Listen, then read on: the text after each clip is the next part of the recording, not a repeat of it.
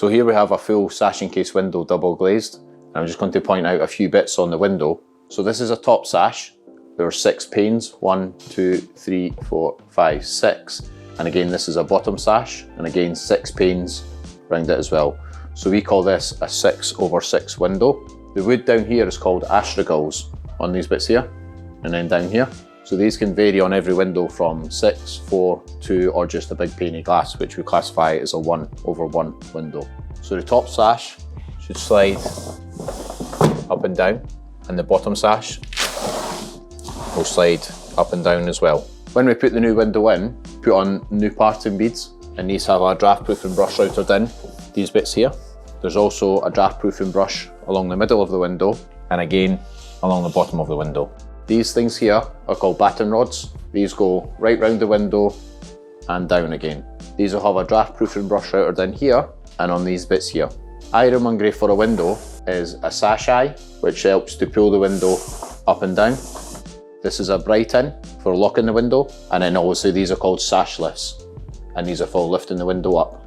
These things here are called simplex hinges, so these are used to swing the window in. These hook onto here, and the window will swing inwards. Another tip obviously for the simplex is, if you have the lock off, you can use these as a little bit of security. So obviously nobody can lift the window up past these, so nobody can get in.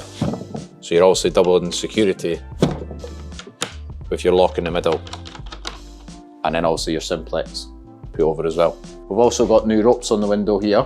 Again, these are on the bottom sash, and again on the top sash. This thing here is called a clutch. So this will hold the rope when the window's up, which holds it in here. Inside the case, which a lot of people don't see, is also you have the ropes, and these are lead weights, which are put on the window. This helps the window move up and down as well. So that'll lift up, and then down. And the same with the top sash, and down. I'm just going to show you how you swing the window in. Undo the lock, and then we lift the bottom sash up till the screws are past the simplex, and then we push that back down so the screws will slide into here. Pull the rope so it catches in the clutch. This thing here is called a thumb turn or a button. We undo this, bend the middle, and then just pull it out from the bottom. You would then just hold the rope. This side of the window is in the hinges, and we just swing the window in.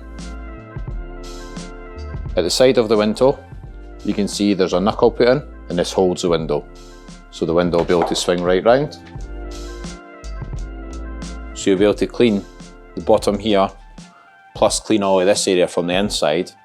And then it said you would clean from here, you would reach out from the bottoms and clean these, or you would pull down and reach out from the top and clean these ones here. Quite often we get a phone call from people that say the top sashes aren't working or they keep falling down. So the issue is here, when you undo the top sash, it just falls down. When you push it back up, it just falls down. The weights on the side of the window aren't the same weight as the sash, so the minute you lift it, it'll just drop down again. So what we then have to do would be re-rope the top sash and stick extra weights on the side of the window as well. So how we would get into a window would be lift it up, simplex over, drop down again, unclick that,